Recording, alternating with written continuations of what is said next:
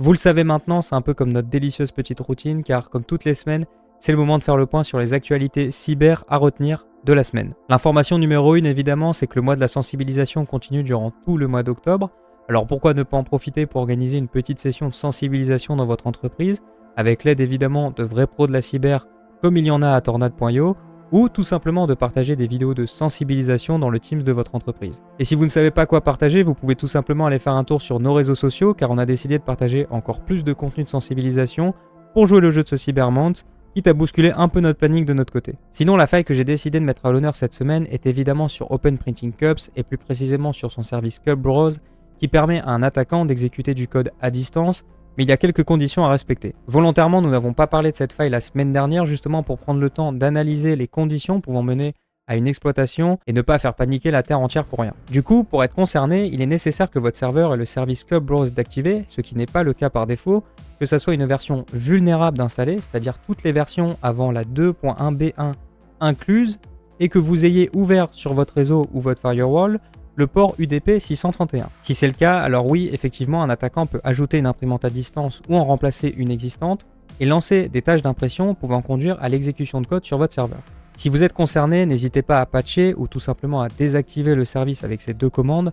Si vous ne pouvez pas, d'autres mesures de mitigation sont possibles, mais n'hésitez pas à contacter un expert en cybersécurité comme il y en a à Tornad.io pour vous aider. D'ailleurs, est-ce que ça vous intéresserait d'avoir un lab dans notre cours de pentest sur cette vulnérabilité ?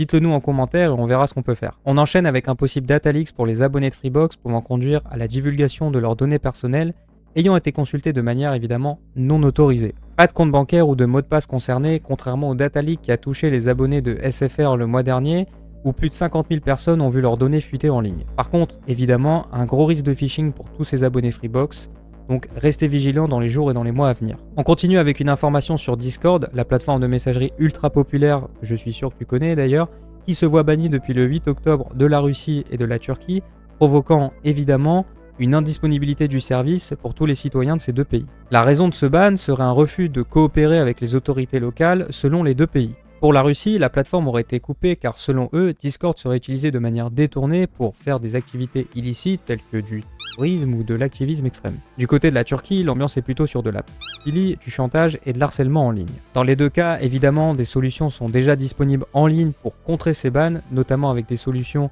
de contournement de Deep Packet Inspection ou tout simplement parfois des VPN.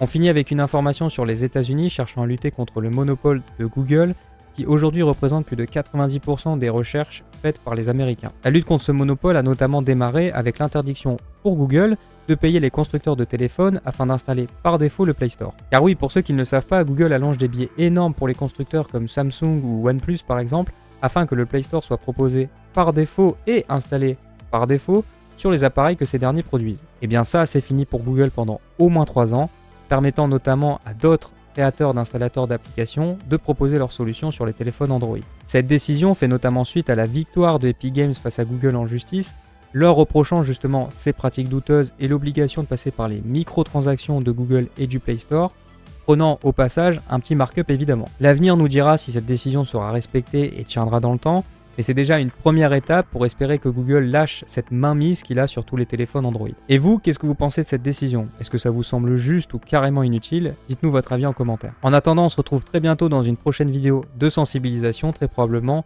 ou dans l'une de nos formations. Salut !